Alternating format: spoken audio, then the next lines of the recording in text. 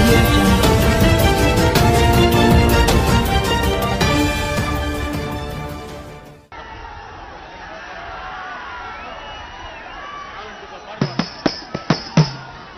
అరే ఏం పిల్లడు మీరు ఎల్లు మస్తు చెప్పాలి. మా గురువు గారి పార్టీది అందరూ ఎల్లు మస్తు అని చెప్పాలి. మీరు పడాలి. ఏం పిల్లడు ఏం పిల్లడు అరే ఏం పిల్లడు ఏం పిల్లడు జనసేన పిలుస్తున్నది జనసేన పిలుస్తున్నది మన పవనన్న అండగొల్లడు మన పవనన్న అండగొల్లడు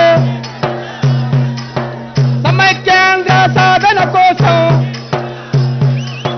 సమైక్యాంధ్ర ఒక్కటేనని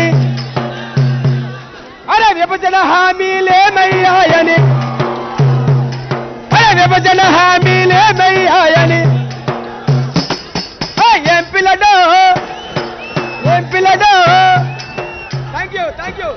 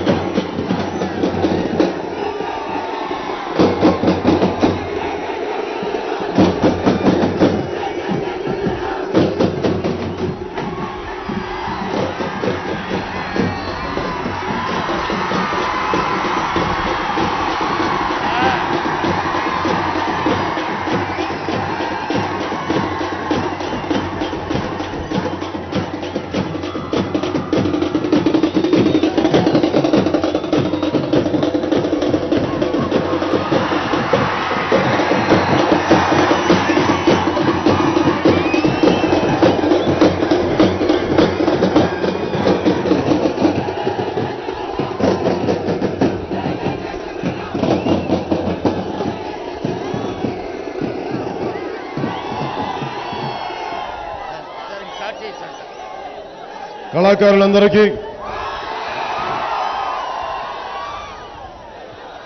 మీ అందరికీ ప్రతి ఒక్కరికి పేరు పేరున నా హృదయపూర్వక ధన్యవాదాలు. గత దాదాపు 40 రోజులుగా కొద్ది రోజులు గ్యాప్ తోటి శ్రీకాకుళం ఇచ్చాపురం నుంచి స్టార్ట్ చేసిన ఉత్తరాంధ్ర పర్యటన ఈ రోజున విశాఖపట్నం మన బీచ్ మధ్యలో ముగుస్తా ఉంది.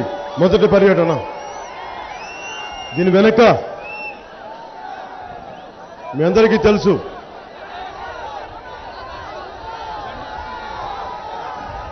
చాలా ప్రత్యేకమైన నేను రాజకీయాల్లోకి రావడానికి 2014లో 2009 తర్వాత తిరిగి రాజకీయాల్లోకి రావడానికి ముఖ్య కారణం నా జెండా పక్కన పెట్టి మా వాళ్ళు కనిపించట్లేదు. మన జెండా ఇటువైపు తీసుకున్నాం. దేశ జెండా ఇటు తీసుకున్నాం. మన జెండా ఇటు పట్టుకొచ్చాం. సరే ఇంకొంచెం ఇటు ఇంకొంచెం పైకి ఇది కూడా పక్కన కొంచెం అందరు కనిపించట్లేదు కొంచెం. నేను రాజకీయాల్లోకి రావడానికి కానీ ముఖ్య కారణం ఎప్పుడో మనెవరికి సంబంధం ఉండదు. ఎవరో రాజకీయ నాయకులు వారేవో పబ్లిక్ పాలసీలు చేస్తారు, వారు నిర్ణయాలు తీసుకుంటారు, వారు బాగానే ఉంటారు. కానీ నష్టపోయేది మనం నష్టపోతాం. సగటు యువకుడు కానీ యువతికి కానీ ఈ రాజకీయాలు మాకు సంబంధం లేదు, మేము ఆటపాటలతో గడిపేయచ్చు అని అనుకునే పరిస్థితులు. నేను స్కూల్లో ఉన్నప్పటి నుంచి కానీ ఇంటర్ నుంచి కానీ నాకు నిజంగా రాజకీయాల మీద వాటి మీద మన ప్రభావం ఎలా ఉంటుందో బాగా తెలిసిన వాడిని. ఇదే 69-72లో రాష్ట్ర విభజన జరిగింది. కావాలని కోరుకున్నప్పుడు, రాష్ట్ర విభజన కావాలని కోరుకున్నప్పుడు, లేదు కలిసి ఉండాలి రాష్ట్రం అని అనుకున్న తర్వాత వారు తీసుకున్న నిర్ణయాలు, ఆ తర్వాత కాంగ్రెస్ ప్రభుత్వాలు వచ్చినాయి, తెలుగుదేశం ప్రభుత్వం వచ్చింది. ముఖ్యమంత్రి గారు ఆయన ఒక దాదాపు తెలుగుదేశం ప్రభుత్వం 16 ఏళ్ళు పరిపాలించింది. వీటన్నిటిలో తెలంగాణకు అన్యాయం జరిగింది, ఆంధ్ర వాళ్ళు వచ్చి దోచుకుంటున్నారు అని తిట్టింది రాజకీయ నాయకులు అయినా కానీ నిజంగా బాధపడింది సగటు ఆంధ్ర ప్రజలు. నిజంగా నాకు బాధ కలిగింది. ఎక్కడ ఈ తెలంగాణలో సంబంధించిన దోపిడీ కానీ, తెలంగాణ నాయకులు చెప్పే దోపిడీ కానీ ఆంధ్ర ప్రజలకు అసలు సంబంధం లేదు, ఏ ఒక్కరికి సంబంధం లేదు. కానీ ముఖ్యమంత్రి గారు అక్కడ 9 ఏళ్ల పరిపాలనలో ఉన్నారు. ఈ రోజున ముఖ్యమంత్రిగా ఉన్న చంద్రబాబు నాయుడు గారు, రాజశేఖర రెడ్డి గారి పరిపాలనలో ఉన్నారు, కాంగ్రెస్ ప్రభుత్వాలు ఉన్నాయి. వాళ్ళెవరో చేసిన తప్పులకి, వాళ్ళు పాటించని అమలు చేయని పబ్లిక్ పాలసీలకి సగటు మనిషి బాధపడింది ఆంధ్ర ప్రజలు, ఆంధ్ర యువత. నాకు నిజంగా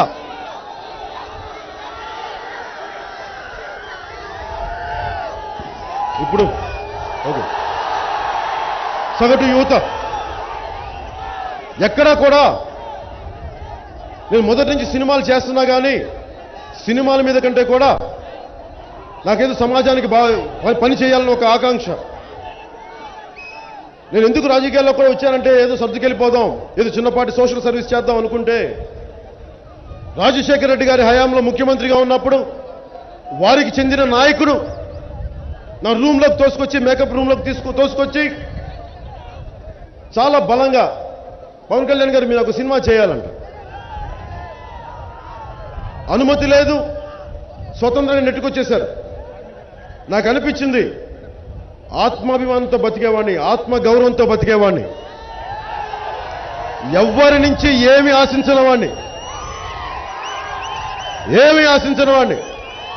ఇది 2006లో అన్నవరం షూటింగ్ జరుగుతుంటే ఆ షూటింగ్లో జరిగిన గొడవ. ఇది గొడవ కాదు, వారి నైజం తెలిసి వచ్చింది నాకు.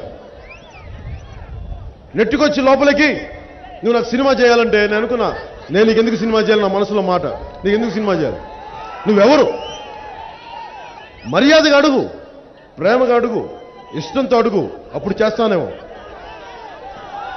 నాకు అనిపించింది మీరు ఫ్యాక్షన్ లీడర్లు అయితే నాకేంటి, నేను భయపడతానా మీకు?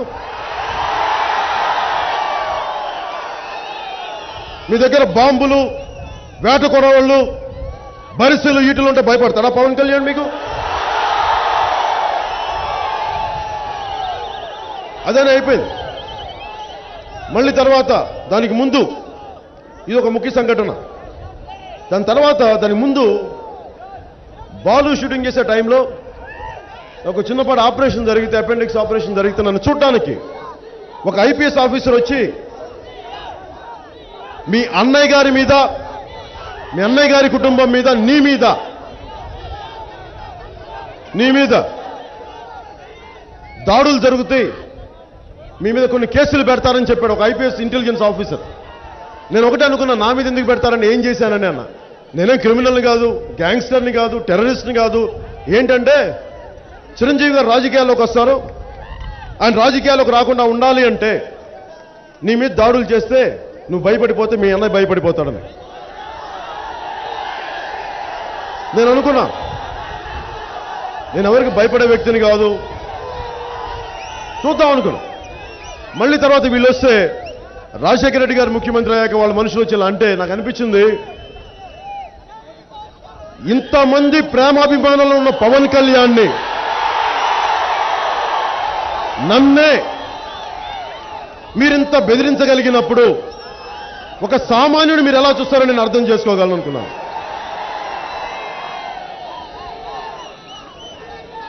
నాకు చాలా అనిపించింది. మొన్న ముఖ్యమంత్రి ఏంటండి వీడియో నచ్చిందా? అయితే ఓ లైక్ వేసుకోండి, లేదంటే ఓ కామెంట్ చేయండి. ఎప్పటికప్పుడు మా వీడియోస్ చూడాలంటే సబ్స్క్రైబ్ చేసుకోండి.